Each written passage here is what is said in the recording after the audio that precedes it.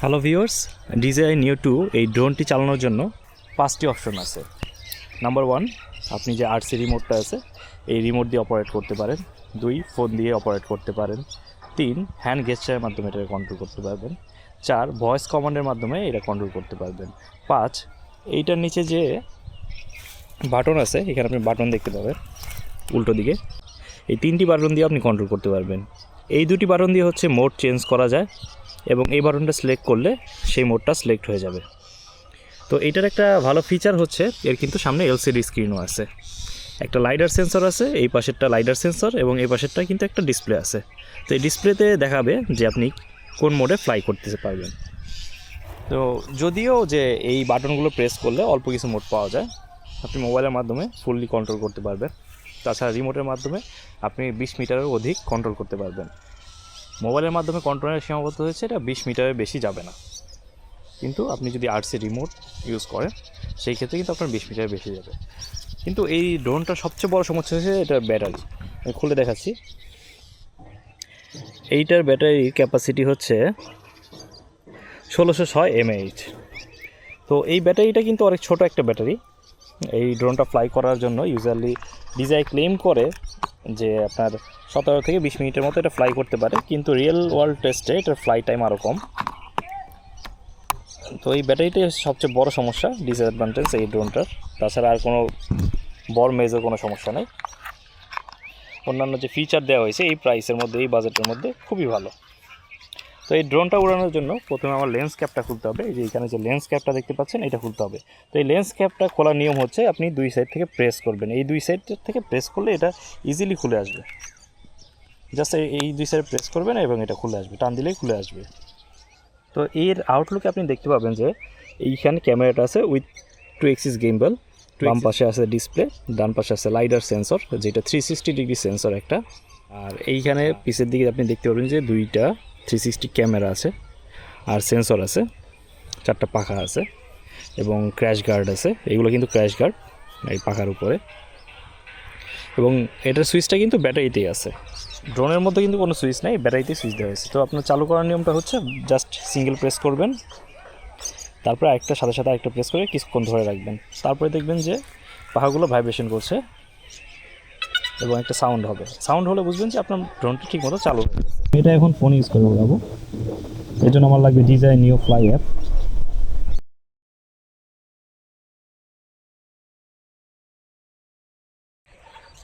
Connect করে নিলাম। তো আপনারা দেখতে পাচ্ছেন যে ম্যানুয়াল কন্ট্রোলের মাধ্যমে আপনি কী করতে পারবেন। এখানে অনেকগুলো অপশন আছে। আপনার follow mode, manual control, selfie shot, dronie, circle, rocket, dolly zoom, master shot, cycling follow, skiing follow, spotlight, helix and boomerang. তো এই অনেকগুলো অপশন আপনি পেয়ে যাবেন। এর মধ্যে আমি ম্যানুয়াল কন্ট্রোল সিলেক্ট করলাম এবং টেক অফ করি।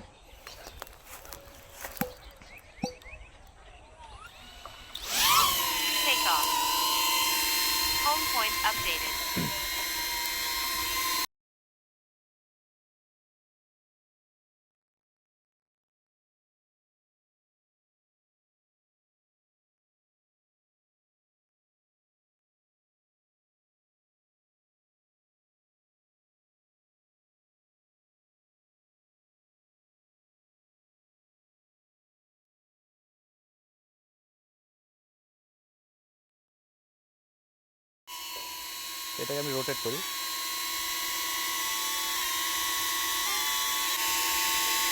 এটা একটা বিশেষ সুবিধা হচ্ছে এইটা কিন্তু আপনি 4K-তে রেকর্ডিং করতে পারবেন।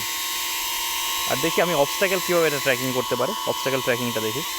আমি যদি এটাকে ম্যানুয়ালি ফ্লাই করে আমি যদি অবস্ট্যাকেল কাছে নিয়ে যাই,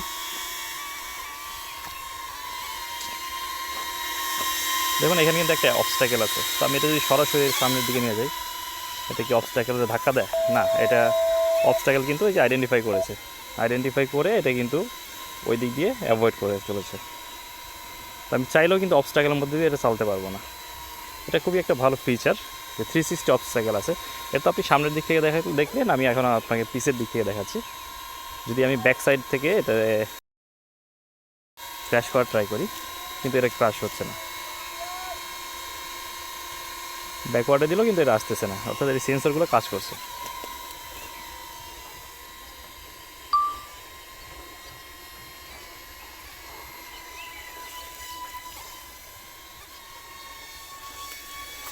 তো আপনি এভাবে ম্যানুয়াল মোডে এটাকে ফ্লাই করতে পারবেন।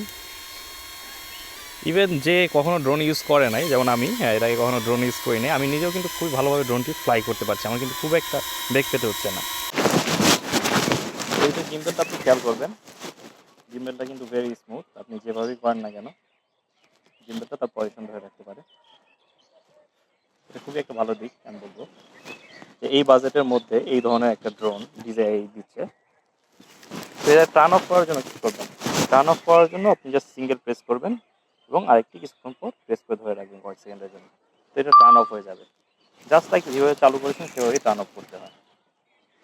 তো টার্ন অফ করার পর অবশ্যই আপনি লেন্স কাভারটা লাগিয়ে নেবেন, কারণ এই গিম্বেলটা কিন্তু অনেক ফ্রাজাইল, গিম্বেলটা যে কোনো সময় ড্যামেজ হয়ে যেতে পারে ভাইব্রেশনের জন্য।